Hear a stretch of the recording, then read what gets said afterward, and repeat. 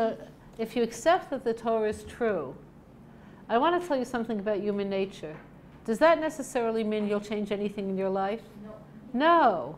Okay, so there are people who will change because something is true, but they're definitely the minority. Could you see where this is so? What people are usually much more concerned with is, does it work for me now, than is it true? Could you see where this is so? So I'll give you another example of this. If you ask people, what's a good life? They'll invariably say a life of giving. That doesn't mean the person who says that is a giver. Because in the immediate present, taking is much better than giving. Okay? So what I want to go to today is how the Torah actually affects you in your life. So in order to do this, I'm going to talk about positive mitzvot and negative mitzvot. Then I'm going to talk about different categories within the mitzvot. And then we're going to begin a whole new topic, which is the oral Torah. Okay? So this is what's happening. So there are positive and negative mitzvot. So I want to talk about negative first because I'm a negative person. I flow in that direction. Okay, so a negative mitzvah is something in which Hashem says, don't do this. Give me an example of a negative mitzvah. Don't do idol worship. Okay, the underlying assumption of all negative mitzvot are that you really want to. Otherwise, there's no reason to tell you not to. There's no mitzvah that will say, refrain from breathing only in. You also must breathe out. Okay, there's no. Okay, so I want to tell you something about secular law. Secular law works the same thing. The only reason that they'll say don't. What's a secular law that's restrictive? Don't kill. Okay, don't murder. Don't go 150 miles an hour. Okay, what? The only reason that people will have these laws is because people otherwise would do it. If it was impossible to speed, there would be no speed laws. There were no speed laws for pedestrians, because how fast are you going to walk? I mean, could you imagine this? Like, whatever. Okay, there are litter laws because people like throwing their papers on the floor rather than walking all the way to the garbage can. Okay. So why do people make laws that they don't want to keep? Why are there speed laws? Nobody wants to keep speed laws. Why are there parking laws? Nobody likes seeing a sign, no parking. Why do we have these laws anyway? For safety. So I want you to hear this carefully. What we want at the moment is to disobey the law, but because we're humans, we have deep enough vision to see, but there's something beyond the moment. So at the moment, you want to speed to get where you're going, but you have enough human breath to realize that it's better not to kill people on the road. You would like to park just anywhere, but you know it's a good idea that if there was a fire, that the fire engines wouldn't be circling the street 100 times. You know. Okay, so we have a conflict between we know and we know. All societies have laws. Is that true or not? Yeah. And the reason is all societies are composed of humans, and all humans value the bigger picture. So all laws are restrictive, but we want the laws obeyed. So I want to show you how true this is. You all drive, right? Yeah. How many of you wish there were no traffic laws?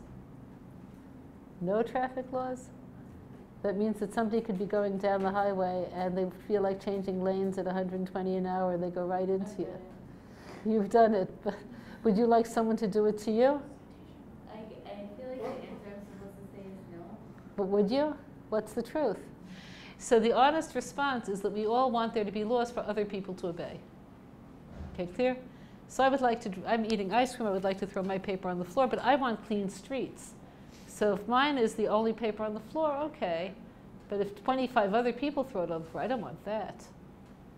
So in Judaism, we believe in personal responsibility. And this is where obedience to the Torah laws come from.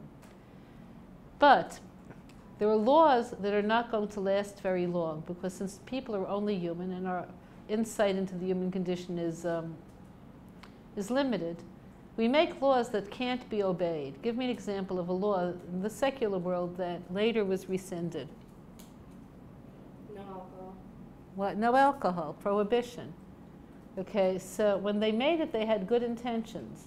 So they see so many men become drunkards, mostly men, also women. They ruin their lives. They ruin the lives of their families. Let's get rid of alcohol. But it didn't work. Now, what was the result of prohibition? Do you know what the direct result was? Organized crime. Did you know that? So people wanted illegal alcohol, and people with good minds for crime figured out how to organize it. Organize the manufacturers, the delivery, the whole works. This is how the mafia became popular and important in America. So human laws are good because it's better to have law than no law. But human law is imperfect. So the Torah's laws of restriction are made by God who knows you better than you know yourself. But I want to tell you something else about law. Give me an example of anything that you did in your life that later you felt really good about yourself for having done. Any achievement that you made that you felt really good. Said, yeah, I'm glad I did that.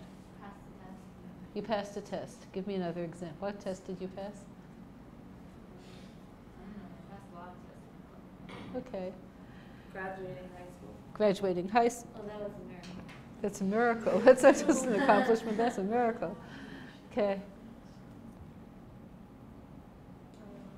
You don't know. Okay. Getting a driver's license. Getting a job. Even like if you're in kindergarten. You remember kindergarten still? Oh, I was the best colorer. I'm just saying. Didn't you feel good? Yeah, I Okay. got all those white spaces out. I'm just You saying. got all the spaces and you didn't, whatever. Okay, so all accomplishments require self-discipline. And self-esteem is based on accomplishment. So Torah law is there not only to keep us from turning into animals and ruining the world, but to give us a sense of accomplishment. Okay, the positive laws. A positive law is where the Torah says, do this. Not just don't do that, but yes, do this. Do it. Give me an example of a positive law in the Torah. What? Like help the needy. Give tzedakah. Anything else? Pray. Honor your parents. What's another one? Make Kiddush before you eat on Friday night. Why is that positive? Because like then it just makes you take like 10 hours in order to eat. Positive means you're instructed to do something. The word positive means something that's proactive as opposed to restraint. Okay, clear?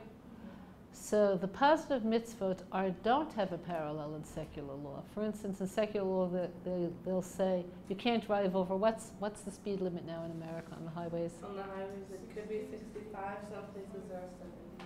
Okay, they'll say don't go faster than 70, but there'll be no law requiring that you drive at all. You could stay home, right? Okay, the law will say don't kill, but like you don't even have to interact with people at all. You know, okay. So the secular laws are only negative. They don't tell you what you have to do. They only tell you what you aren't allowed to do.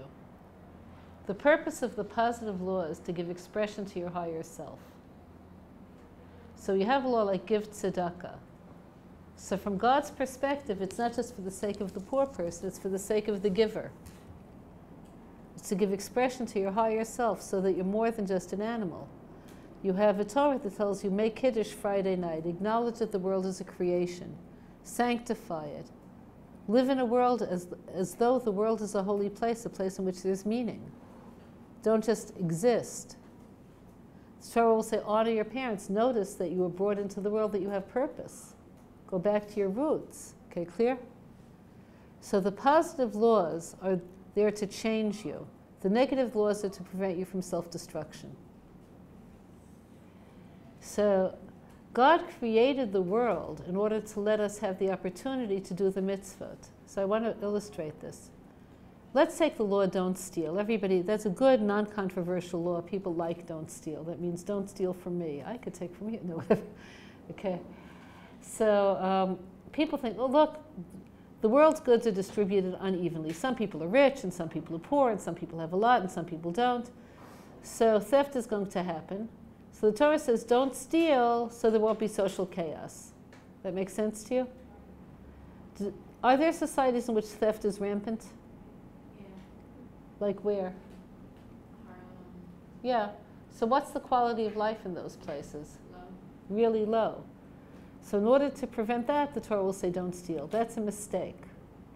The Torah says God purposely created a world in which there'll be rich and poor, people who have and people who don't, in order to give humans the opportunity to become noble enough not to steal, even when it's a temptation. So the laws are there as a blueprint, and the world is a response to the blueprint, not the opposite. So that's how the mitzvot work in general. Another way of dividing up the mitzvahs is between man and God and man and man. Okay, give me an example of a mitzvah between man and man. Okay, love your neighbor like you love yourself. What are you supposed to do with that? So, you know. Cottage dress. What? Buy the cottage dresses. Mm. Nice shoes. Okay. Back makeup. Okay. So you could think that you should do for your neighbor what you wish your neighbor would do for you. No. So the difference between Judaism and other religions is that there are specifics to all these laws. So I want to tell you how to love your neighbor as you love yourself. There are 3 laws. One is you're obligated to speak well of people. Not just don't speak ill of them, but speak well of them. If somebody you know did something good and beautiful, find the right person to talk about it to. That'll affirm your love for them. It'll make the other person like them. It makes the world a place in which there's more love. Tell me something good that a person did to you within the last month. Tell me something good that somebody did for you within the last month. Yeah? I didn't have money for something, and I didn't have cash, so my friend wanted to borrow. Okay, that's nice. So when you say that, do you like relive the good feeling you had about your friend? Yeah, like that's nice of her. Yeah. Okay. So the more you talk positively about people, the more positivity you bring into the world, and the more you like the person about whom you're speaking. That makes sense to you? Yeah. So with that in mind, you have to still use common sense. You have to not tell the good story to somebody who's going to shoot it down out of the sky. Like suppose you were married, and your mother-in-law is going to come live with you. And I said, oh, your mother-in-law, she's so wonderful. She always gives such useful advice and constructive criticism. You're going to shoot that right out of the sky. Let her go live with you. Right? Okay. So you have to be discerning about who you share this with. Okay, clear? But speaking well of people changes the whole way you see everything. Okay, next. The next thing is you have to treat people with respect. None of you were South African, right? Okay, South Africans still live in a society that's respectful. In America, very people show respect to anyone. Could you see what this is? What? I'm a very respectful You are? person. That's nice. How does it show? What do you do? Uh-huh. I just share it. Okay, good. Somewhere in Okay, so respect means seeing the other person such that you take them seriously. So when you take someone seriously, you make eye contact, you say hello when you come in, goodbye when you go out, speak to them in a civil tone of voice, don't belittle them, don't treat them as though their views aren't important. Okay, clear? South Africans are artists at this. I can't resist telling my favorite South Africa story. I was in South Africa, and I went by plane from Johannesburg to Cape Town. It's a small plane. It's like an hour's flight. So there weren't that many seats. I got my boarding card, and it said 99, but I held it upside down without noticing it, so I thought it said 66. So I sat in somebody else's seat. How do you think in South Africa somebody gets you out of their seat? Oh, I think, is this number 66? Oh, that's weird. My ticket. Yes, that's how you would do it in South Africa. I'm so sorry for troubling you. It seems my ticket also says 66. Perhaps you want to look at yours to be sure. So then I said, oh God, it's 9. I'm so sorry. Like, sorry, I'm getting up right now. So I get up and she says, sorry for troubling you. Okay, that's how they do it in South Africa. So I was thinking, well, that's the way to do it. I should be more respectful to people. I went from South Africa to New York, and from New York back to Israel. So now I'm on a flight from New York to Ben Gurion. It's a whole, and it's on a huge plane. So I got on the plane. I'm sitting in my seat. I didn't make a mistake with the ticket. But sitting next to me in the middle seat is a teenager, and her friend has the other aisle seat. So the plane didn't even get off the ground. Already, like, they're talking and laughing and eating, and like popcorn is like go. Okay, okay, you can see the whole thing. Okay, want to hear what I have on my? Okay, no, I don't want to hear what you have. Okay, so the teenager in this seat asks me whether I want to switch with her. What did I say? You tell me. No. Yes, I do. I want to switch with you. You two could sit together, and I'll sit here with this person who's like an adult. Okay, you have. I was very happy. But the teenager sat in the wrong seat. So I have the same thing happen to me all over again. But this time it involves an Israeli. How does an Israeli get you out of his seat? Get out of my seat. Kumi. That means get up. Okay, now under my skin I'm an Israeli. I speak English because I came here when I was 17. So my English is American English. But I think Israeli. I've been here my whole adult life. So when somebody yells at you, Kumi, what do you say? Do you say, oh, why are you saying this? I'm so sorry. Has anything happened? No, you say, Mayesh! Okay, what's the problem? Okay, so all like the flight attendants are already zeroing in to see what happened. Okay, so that's how not to do it. Do it South African style. When you show people respect, what happens? What's the logical outcome? They show it back. They show it back, and the world is one that's a lot more pleasant to live in. Okay, last thing, be helpful to people. So that means, did you ever like go shopping and you see the old lady who overshopped and now she has too many bags to bring to her car? You've seen this? Okay, so don't say, gosh, it's the same that some people lose upper body strength as they age. You know, help her. You see, I've seen this at Neve. You get a bad taxi driver who leaves somebody at the bottom of the hill, and she's like straight from the airport. So what does she have? She has like a backpack and a suitcase and a carry-on and another bag. But she only has 2 hands. Okay, so she's like trying to figure out how she'd get up. So here are some responses you could do. One is like, oh, I hope you like Neve, bye. Could you just picture that happening though? The other is the New York response. What's the New York response? Are any of you from New York? Yeah. What's the New York response? Glad you had a safe flight. Yeah. Or nothing. Like you don't even see her. Like, The other way. yeah, you look the other way so it looks credible. That we didn't see. You pretend you don't see. But the right thing to do is say, can I help you with your bags? Okay, clear? So that's how to love your neighbor. So the result of loving your neighbor doesn't just make things better for your neighbor. It changes you and it changes society. That makes sense to you? So that's how all the mitzvahs that are between man and man work. They don't just change society or the other person. They change you. So your motivation isn't just, I want the world to be a better place, because people don't care that much about the world being a better place. Have you noticed this? Yes. Okay, I want to be a person I could live with. I want to be a person I like. Okay, clear? Okay, then there are mitzvahs between man and God.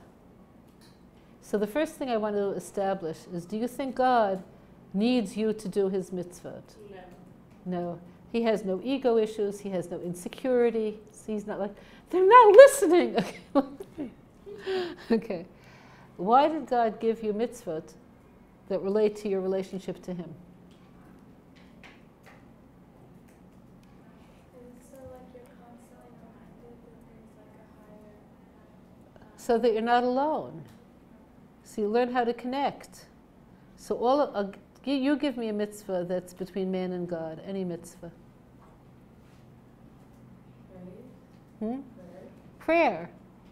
Okay, so the function of prayer by definition in Judaism has 3 segments: praise, request, and thanks. So the praise is what lets you know you're not alone in the world. You're not alone here. There's a being that's far more than you are.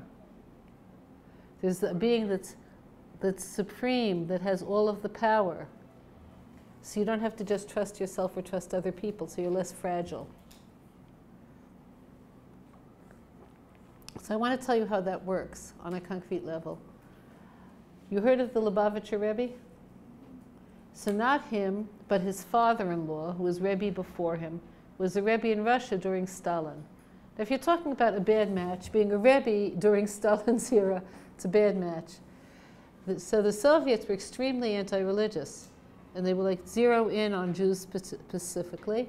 And the worst of all crimes would be if you teach Torah to young people. So he and some other rabbis put together a whole underground system of schools for children. So they caught on to it after a while, because children talk. And the Rebbe was arrested. So at the interrogator, who was Jewish, a lot of the early communists were Jewish. Did you know that? A lot of, very disproportionate. Yeah. So the communist, whose last name was Lulov, was his interrogator. And he said, in the end, you're going to give me a list of all of the teachers who work for you. You may as well give it to me now, and that way you'll save yourself an immense amount of suffering. So he said, I'm not going to give you the list. Okay, so the man really did put him through like everything he promised. Terrible tortures that he didn't physically recover from completely ever. But he wasn't writing the list. So the last thing that they put him through is they took him to a yard. They had a yard where they would execute people. They put him on a blindfold, had a firing squad called. They counted 1, 2, 3, and they fired, but it was blanks. But he really thought he was going to die. So they had him brought back to the interrogation chamber, and the interrogator said, write the list. Next time it'll be real bullets. And he said, I told you I'm not writing the list. Now the interrogator was shocked, not because they couldn't break him, there were other people they couldn't break, but because he was calm. So the famous writer Dostoevsky, did you ever hear of him? He also had committed crimes against the state in Russia and was tortured, but he was very passionate, like, you will never write, that sort of thing. Here, just, I told you the first day I'm not writing the list. So the man said, he pointed his gun and said, this little toy can kill you, why aren't you afraid? So he said, there's a difference between me and you. You have no God, so every other person has power over you. For you, every person is a God. They have absolute power. You have no God, and you have only one world. So whatever happens to you, that's the end. I have one God. I believe that there's a God who's supreme, who's all-powerful, and I have two worlds. So nothing in this world scares me that much. You understand this way of thinking? So that's where the praise takes you to. The requests. Now I'm going to ask you the million-dollar question. If that's what you really want, how much of your life do you spend really getting it? So many people say they want health, but they don't live healthy lives. Isn't that true? Okay, people say they want happiness, and they spend their days doing things they know are not going to make them happy. People, could you see where this is so? Like people, we sabotage ourselves all the time. So part of the functions of these kind of mitzvot are to keep you from self-sabotage, to get you like clear when you ask for what you want. Did you ever see the prayer, the Shemona Esrei? So it goes in order. First you ask for a good mind, so you know how to make decisions. You ask for tshuva, so you're not locked into bad decisions. You ask for health. You ask for your finances. You ask for the Jewish people. So it says, oh, this is what I really want. It makes you realize if you pray every morning, you're starting the day by saying, and these things I'm asking for God, this is what I really want. I'm not going to get that wrapped up with, and why didn't she invite me to her party? She really, I invited her. Why, you're going to get, that's not what I really want. It's not who I want to be. It's not where I want to go. Okay? And you'll notice something else when you ask for this in prayer. What you really want, only God could give you. Is that true or not? Only God could give peace. Human beings have wanted peace for so many eons. Only God could give health. There are people who do watch their health, but that doesn't always help. Okay, isn't that true? So you turn to God because He's the only one who can give you what you want. Okay, the last part of the prayer service is thanks. So thanks isn't to like increase God's self-esteem. In case you're wondering. Thanks is to increase your capacity for gratitude. So I want to tell you something. Gratitude and happiness are very intertwined. So I'm going to tell you something that someone saw. Somebody I know was in the Shuk in Machane Yehuda on a Friday when the Ethiopians first came to Israel in the late 80s. She saw this Ethiopian father with his little child, and they went and they bought apples. So the father has a little bag of apples. He gave the child an apple. And the child said, "A whole apple? Just for me?" And he says, "Yeah." And he says, "You left your knife at home?" So he said, "No, you could have a whole apple." The child was like, he couldn't believe it. Could you be in his shoes? You could. Now be in LA. Are any of you from LA? Try giving a kid in LA an apple. What's going to happen? I don't want it. It's yeah. Okay, yeah. Okay, so the reason is that the kid in LA had like as many apples as he wants. So there's no gratitude. Okay, happiness and gratitude are intertwined. Okay, I'll tell you something else that happened. Do you know what the safari zoo is here in Ramat Gan? It's such a great zoo. Most is like the animals are in cages and people look at them. There, you're in a car. You can only go in a car, and the animals walk around free. Okay, so you bring your own car, or you could bring your own car, but if you don't have a car, they have a van. You pay up and you go into the van. So I was in the van with my kids, and there were also this same time period Ethiopian kids. So my kids are like looking at the animals like, you know, like it's so interesting. And the animals like run around with each other. So like there was an animal that sort of attacked a deer. And so he says, "Look, he's hurting the deer. Mommy, call the police." He's, you know. And the Ethiopian kids are like, it's like, you know, it's like a deer, like the animals eat deer. What do you think? They eat Cheerios? Like, you know, like, you know, it's an animal, like, they're like, okay, so then, you know, the van stops after a while, and my kids the whole time were like, couldn't get enough of it. And the Ethiopian kids were like playing, you know, like Game Boy, like they just were like not there. So at the end, it stopped at where? Where do all tourist vans stop? They all stop in the same place.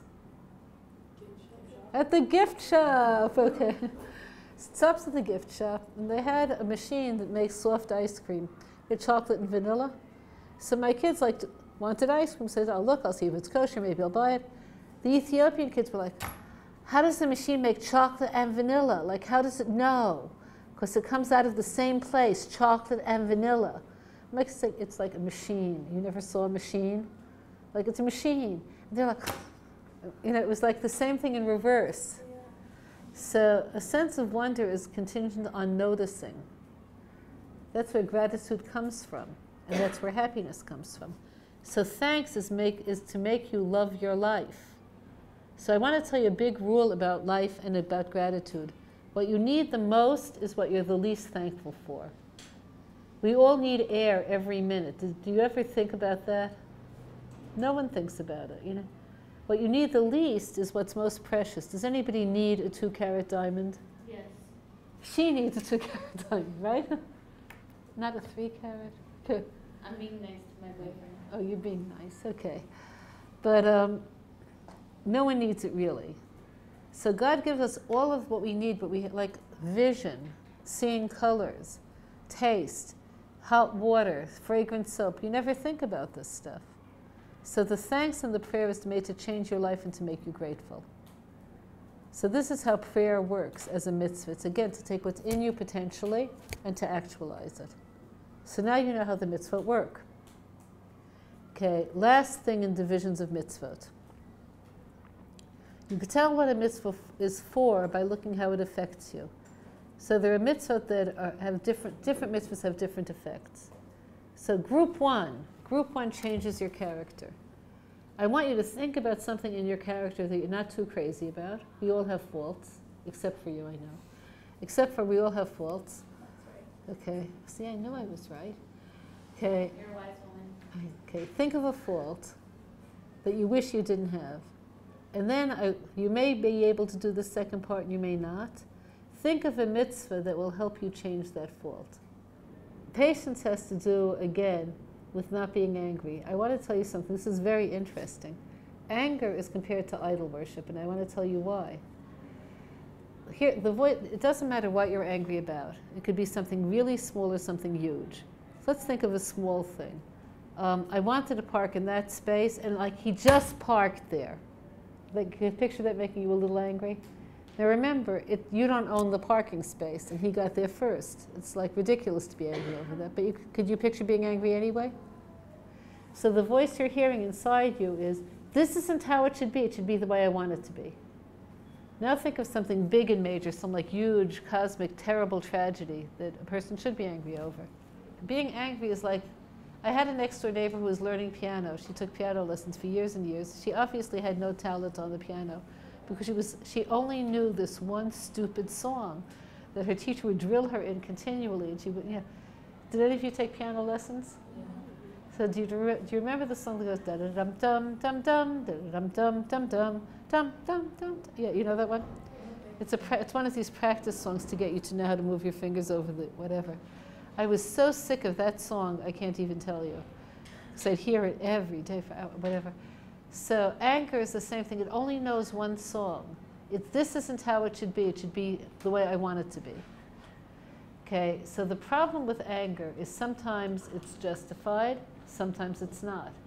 Even when it's justified, sometimes you could do something about it, and sometimes you can't. Okay, clear? So how would you know if anger is justified? We would all agree that being angry about a hit-and-run driver is more justified than somebody parking in a space that you, in your mind, claimed as yours. So what would make that so awful? Why would angry be justified then? So the key of understanding anger is if the Torah says this is bad, it's bad. And if it's going to have an enduring result, it's very bad. Okay, clear? So that's the difference between the first case and the second case.